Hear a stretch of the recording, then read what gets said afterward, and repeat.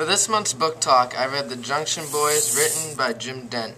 This story tells of the 1954 Texas A&M Aggies football team and their new head coach, Paul Bryant. Bryant had come from the University of Kentucky, where he had won an SEC championship. But it was Bryant's brutal tactics of coaching that he was most known for. When arriving in Texas, he realized that his hard coaching style would not go over well with the rich Texas A&M dads and players who watched over every practice to make sure their kids were treated well. So Bryant decided to take his players on a secret trip from the usual practice facility to the small town of Junction. It was there where Bryant wanted to turn what he called a sorry bunch of players into a contender.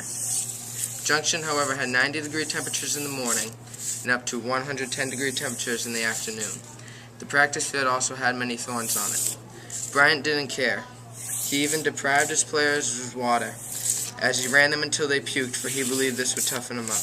In one practice, Bryant slammed his face into one of his players' faces several times until his player's nose was shattered and bleeding. When one of his players was down on the field from heat stroke, with his face changing colors, Bryant started kicking and yelling at him to get off the field for being a baby. One wonder how someone gets to be so brutal.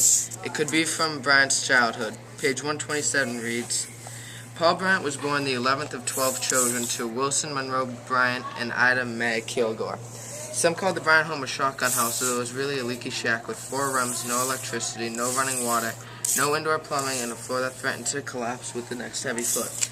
The children slept 3 and 4 to a bed, and when Paul went into town, the boys yelled, "Hey, country idiot, where'd you get those old mules? Can't you afford a pair of shoes, country idiot?" Oh my God, stop slacking.